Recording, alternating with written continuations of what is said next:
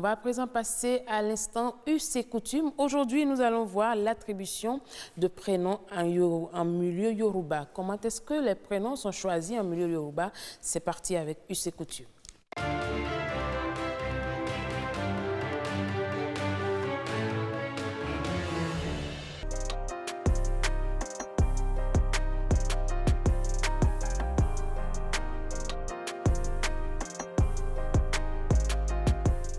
Mais souvent, c'est des bouches préparées qui prononcent ces noms-là.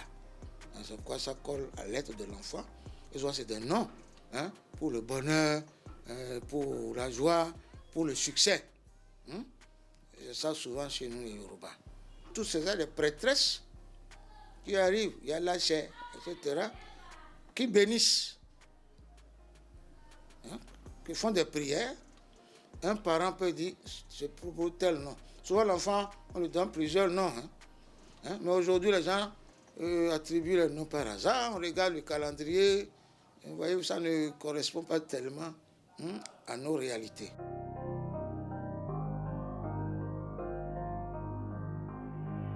Quand vous naissez, par exemple, dans la famille de chasseurs, le métier du papa, c'est la chasse, il doit avoir le thème Odé. Odé, l'idée, il doit avoir... Si vous adorez, vous êtes adorateur de Egungun, il y a des thèmes comme Egun Odje. Si vous êtes adorateur de Orobi, etc. Voilà. Traditionnellement, voilà comment les Yoruba attribuent les noms, pour que les noms puissent suivre les enfants.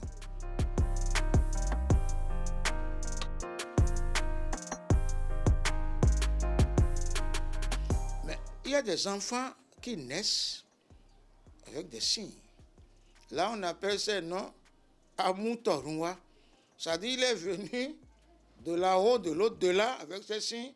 On ne peut pas le nommer autrement.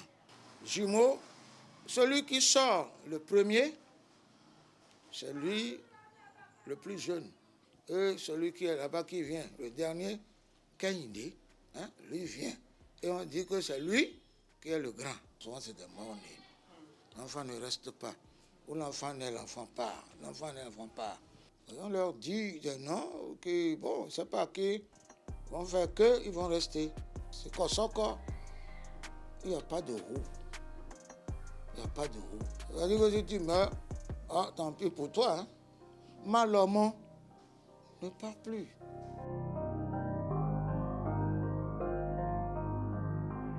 Il y a beaucoup de rituels à faire. Et on dit, par exemple, qu'ils ne doivent pas aller dans... Il y a des marchés, on leur interdit.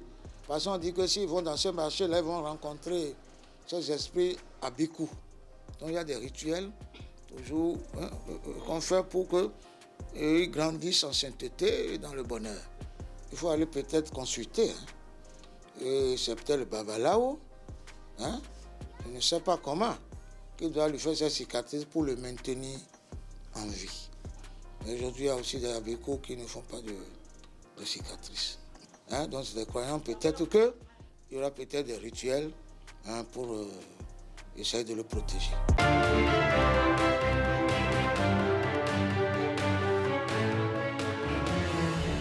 Voilà donc quelques précisions qu'il faut savoir quand on veut choisir le prénom pour un enfant Yoruba. En tout cas, ce sont des valeurs culturelles de chez nous. On doit les respecter et les appliquer. Merci beaucoup à Flugien Saroutondi pour cette partie de Us et coutumes.